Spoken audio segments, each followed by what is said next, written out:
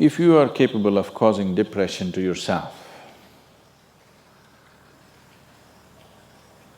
I'm saying this not without any concern for your illness or not due to lack of compassion, because that is the nature of what's happening to you. If you're causing depression to yourself, you are able to generate substantial amount of intense emotions and thoughts, but in the wrong direction.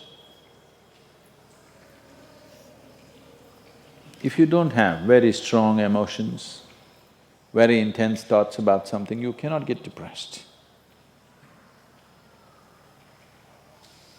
It is just that you are generating thoughts and emotion which work against you, not for you. So you are strong enough to cause depression to yourself because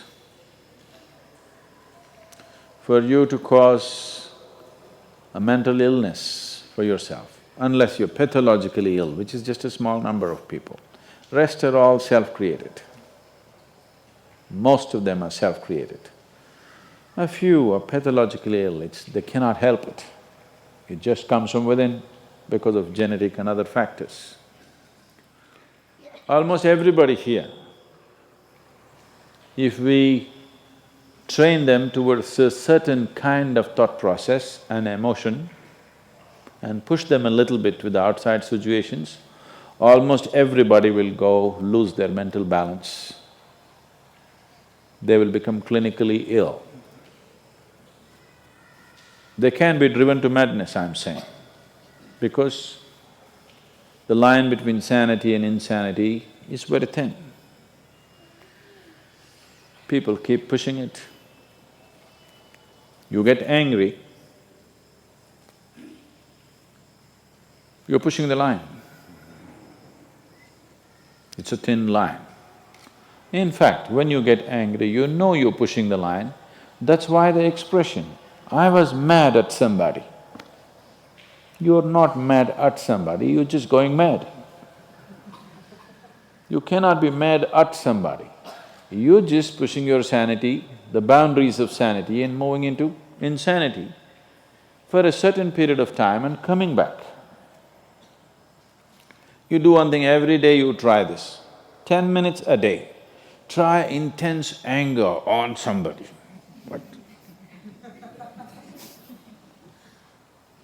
You will see in 3 months' time, you will be clinically there. Yes. Just try it if you want. Because if you keep pushing the line, you go mad and you come back, you go mad and you come back, one day you're not able to come back, that's all. One day you're not able to turn back, then you're clinically ill. You must understand, even if you got angry for a moment, you're already ill. Maybe you don't get the certificate of diagnosis. They don't slap a certificate on you that you're gone, but you are going, isn't it? You think it's your right to throw tantrums, you think it's your right to get angry with people, you think it's your privilege to be depressed so that you'll get attention from somebody.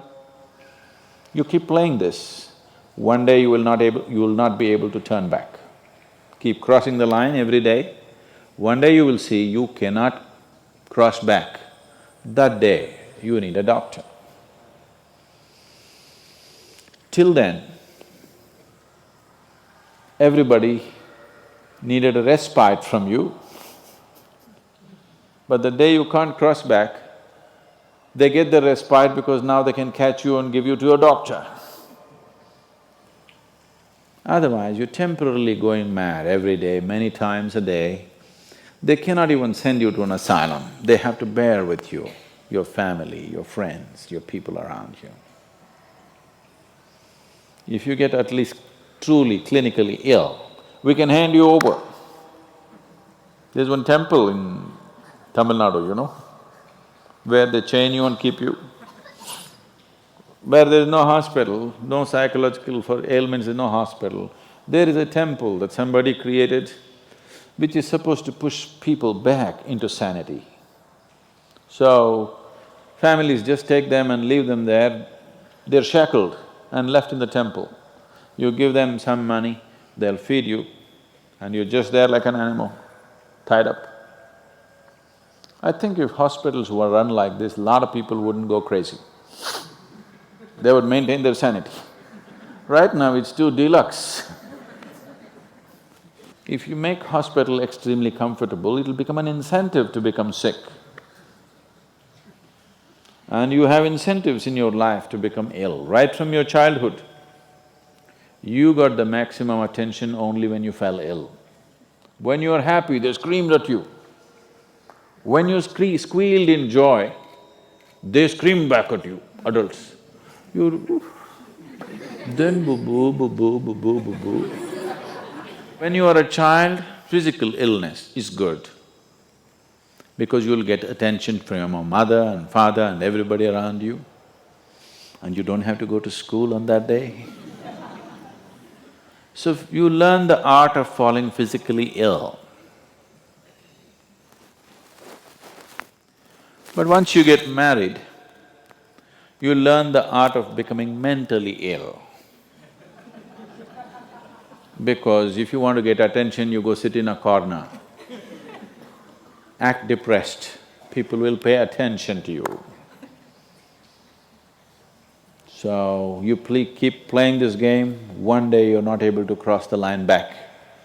That day, you're clinically ill. Unfortunately, in many ways, not just in the way that I said now, in many different ways, I would say 70% of illnesses on the planet, all kinds, are self-created. Even if you get an infection, there is a way. If you keep yourself in a certain way, physically and mentally, the virus and the bacteria will not work the same way as it works upon somebody else. If you set yourself like this, no matter what's happening, anyway, I have to go and do this, this and this. There's no break from that. The last 29 years, I have not been able to cancel one program because I'm running temperature, I got a cold, I got this, I got that. It doesn't matter what's happening, what you have to do, you anyway have to do. You can't turn back on that. Either out of your commitment or you have a boss like that. One way or the other, if it happens, then you will see, you will not at all fall sick so often. Because if you have temperature, you still have to go. If it's summer, you still go, right? Now, a lot of people don't go. It's a little hot outside, they don't go and work. Little cold outside, they don't go and work. A little raining, they won't go and work. A snowflake, they will not go and work. This is just weather. So for every change in weather, if you have the comfort of covering yourself in a blanket and lying down, once you create that, your body will learn to fall sick as often as possible. If you just keep it this way, it doesn't matter what it is, anyway I have to go and do what I have to do, you will see your body will just bounce back as quickly as possible, even if it gets the worst kind of infections. So, you just have to set the necessary conditions for health, necessary incentives for health, both for yourself and your children if you have them. Do not set incentives for sickness. If a child is sick, observe him from a distance, never go cuddle him. He knows that's the worst time of his life and he knows he has to get well soon. And give him the best attention when he is joyful. You will see he naturally learns from within. His very chemistry will learn that it pays to be joyful, it doesn't pay to be sick. If you make this very clear to your own biology, to your own chemistry and to everybody around you, you will see people will not fall sick as often as they are right now. So set that up for yourself. You will see you will get healthy. If you can turn your mind this way, you can also turn it this way. I want you to understand this.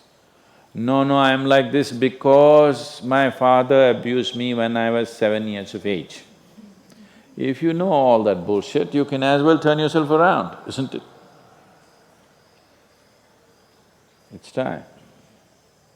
You must understand, mentally, physiologically, chemically, energy-wise, you must clearly understand it doesn't pay to be sick, unhappy, depressed. It doesn't pay.